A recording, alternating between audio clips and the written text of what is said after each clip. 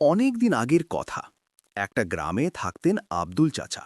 বয়স ৮০ ছাড়িয়েছে, কিন্তু মাথায় বুদ্ধি এমন যে গ্রামের লোক বলতো চাচার মগজে যেন জাদুর দোকান। চাচা একা থাকতেন একটা ছোট কুঁড়ে ঘরে। তার কাছে ছিল একটা বড় লোহার সিন্দুক। গ্রামে গুঞ্জন ছিল ওই সিন্দুকে নাকি সোনা, রূপো, হিরে ভর্তি। একদিন গ্রামে এলো ৩ ভাই। নাম রাখি কালু, বালু আর শালু। এরা তিনজনই পেশাদার ঠগবাজ। শুনেছে চাচার সিন্দুকের কথা। তিনজনে মিলে প্ল্যান করল চাচাকে ঠকিয়ে সিন্দুকটা নিয়ে পালাবো। প্রথমে গেল কালু, হাতে একটা সাধারণ কালু বাক্স। চাচার কাছে গিয়ে নাটক শুরু করল। ওয়া চাচা, আমি মরুভূমিতে একটা জাদুর বাক্স পেয়েছি। এটা খুললেই সোনার মোহর বেরোয়, ঝনঝন করে। আপনার সিন্দুকটা আমাকে দিন, আমি এই জাদুর বাক্স দিচ্ছি। চাচা চোখ কুঁচকে তাকালেন, তারপর হেসে বললেন, বাহ, জাদুর বাক্স, খুব ভালো। কিন্তু আমার সিন্দুকটা তো খুব ভারী রে বাবা, একা তুলতে পারবি না। তোর অন্য ২ ভাইকে ডেকে নে, ৩জনে মিলে নিয়ে যাস। কালু ভাবল চাচা তো সহজেই ফেঁসে গেল, খুশি হয়ে চলে গেল। পরদিন এলো বালু, হাতে একটা বাঁশের লাঠি, গায়ে কাগজের ফয়েল লাগানো যাতে চকচক করে। চাচা, আমার কাছে একটা জাদুর লাঠি।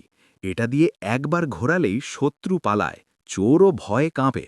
সিন্দুকটা দিন, লাঠি নিন। চাচা আবার হাসলেন।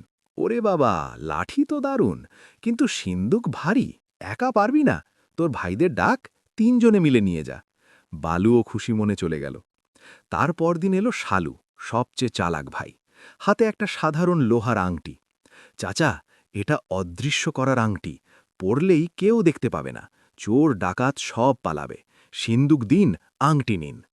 চাচা বললেন, আরে ওয়া, অদৃশ্য আংটি, স্বপ্নেও ভাবিনি। ঠিক আছে, কিন্তু সিন্দুকটা ৩জনে মিলে আসতে হবে, একা তো পারবি না।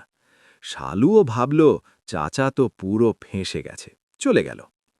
অবশেষে ৩ ভাই একসাথে এলো, হাতে জাদুর বাক্স, জাদুর লাঠি আর অদৃশ্য আংটি, মুখে বড় বড় হাসি।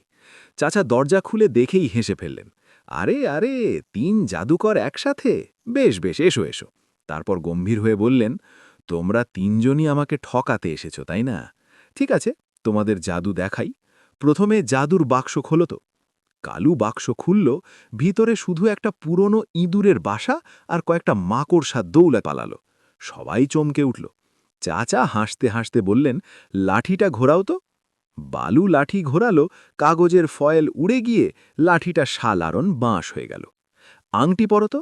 শালু আংটি পরল, কিছুই হলো না, বরং আংটিটা এত টাইট যে আঙুল ফুলে উঠল। ৩ ভাই লজ্জায় লাল। চাচা তখন সিন্দুক খুললেন। ভিতরে কোনো সোনা নেই, শুধু পুরনো বই, কিছু কাগজ আর একটা বড় চাবি। চাচা বললেন, এই সিন্দুকে আমার সত্যিকারের ধন, জ্ঞান আর বুদ্ধি। তোমরা ঠকাতে এসে নিজেরাই ঠকে গেলে।